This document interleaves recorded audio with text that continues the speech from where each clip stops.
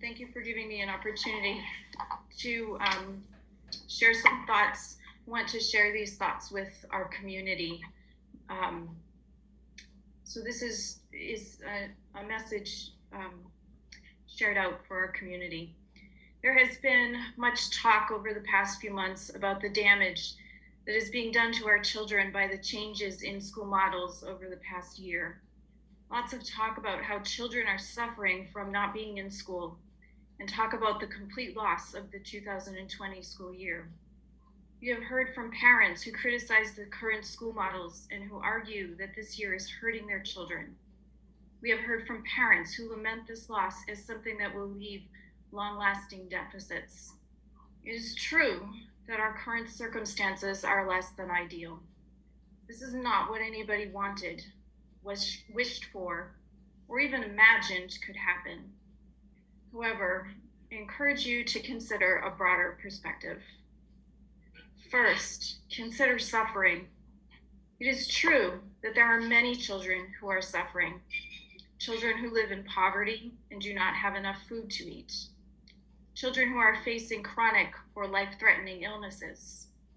Children who live in homes with an addicted parent or other adult. Children who experience abuse. Children who do not even have a place to call home.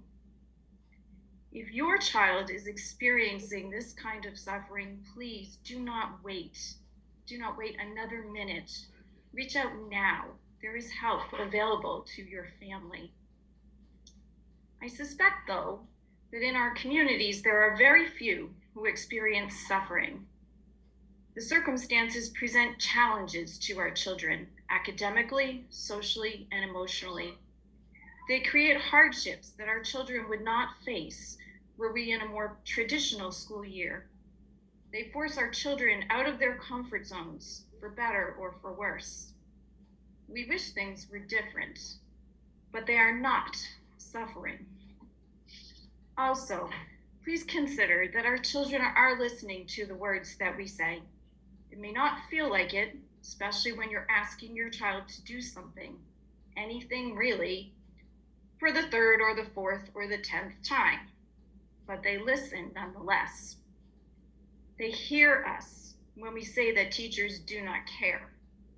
They hear us when we say that this is a lost school year.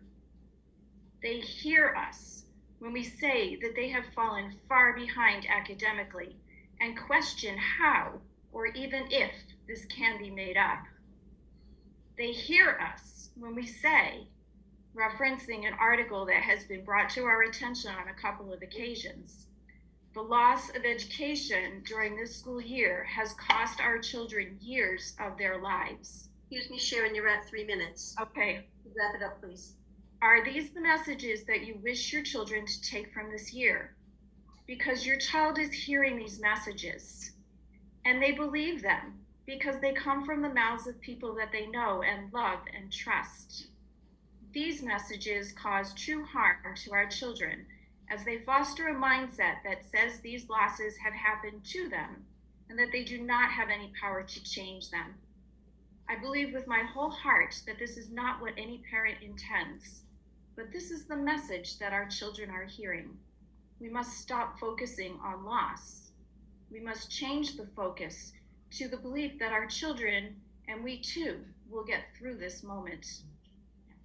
Life brings challenges, no matter what your circumstances.